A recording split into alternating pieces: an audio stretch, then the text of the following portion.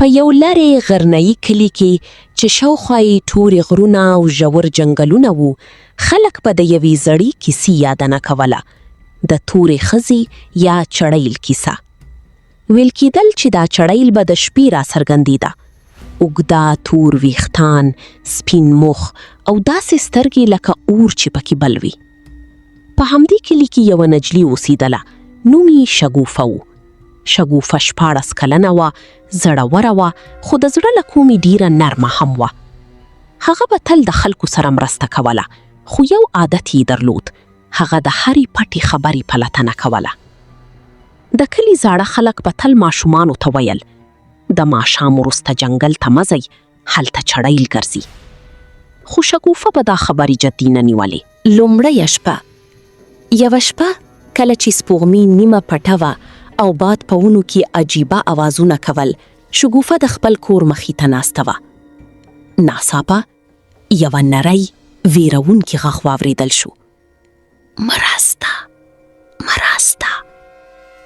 شګوفه ودرېده، زړه یې په تیزی سره درزېده. هغې شاوخوا وکتل، خو څوک نه وو.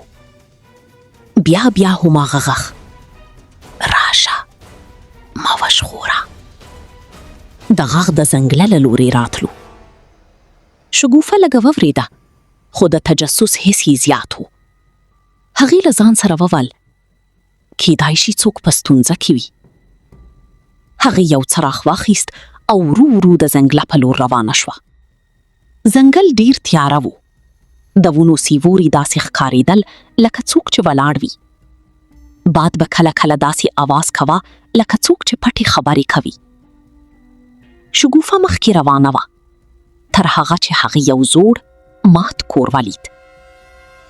دا کور د کلي خلکو د کیسو برخه و، هغه ځای چې ویل کېدل چړیل پکې اوسېږي. شګوفه لږه ودرېده، زړه یې ورته وویل، بیرته ولاړه شه.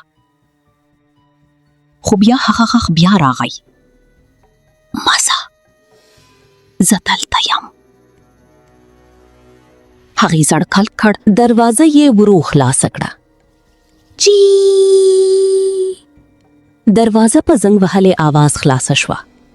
دننه تیاره وه. شګوفه څراغ پورته کړه.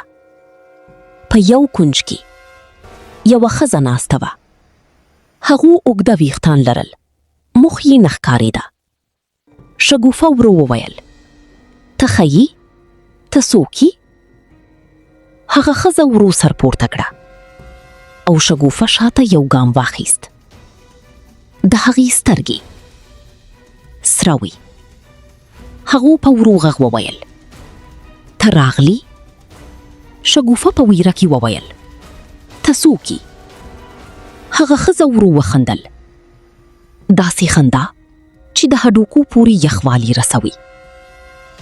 زه هغه یم چې دا کله هیڅکله نه پرېږدي. ناڅاپه څراغ مړ شو، ټول ځای تیاره شو. د ویرې پیل. شګوفه چیغه کړه، څوک یې؟ یو ساړه لاس د هغې په اوږه کېښودل شو. هغه ورو شاته وکتل، خو هلته هیڅوک نه و. بیا یو غږ د هغې غوږ ته نږدې راغی، ته به زما سره پاتې شي. شګوفه په منډه د کور نه ووته، زړه یې ډېر تیز و. هغه تر هغه پورې ودرېده نه تر څو خپل کور ته ورسېده. هغه شپه هغې خوب ونه کړه.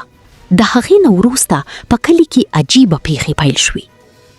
چرګې به بې سببه مړی کېدې، ماشومان به د شپې ژړل، خلک به ویل چې څوک یې له کړکۍ نه ګوري. شګوفه پوه شوه دا هر څه د هغې شپې له وجې دي. دومه شپه چوړیل بیف ته راځي. یوه شپه کله چې ټول وده وو، شګوفه یو غږ واورېد. شګوفه هغې سترګې خلاصې کړې. د کړکۍ تر څنګ هماغه ښځه ولاړه وه، او دا ځل د هغې مخ ښکاره و، سپین، یخ او ویرونکی. هغې مسکا وکړه. ما درته ویل ته به بیرته راځې. بل سبا شګوفه د کلي یوې زړې ښځې ته ولاړه. زاړې ښځې وویل: کلونه مخکې په همدې کلي کې یوه نجلۍ وه. خلکو پرې تور ولګاوه چې هغه جادو کوي. هغوی هغه په همدې ځنګل کې ووژله. شګوفه په ویره وویل: نو هغه اوس؟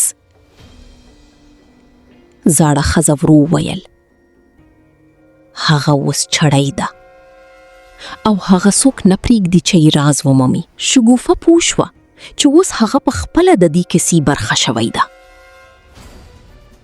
او تر ټولو خطرناک څه دا وه، چړۍ اوس د هغې نوم پیژنده.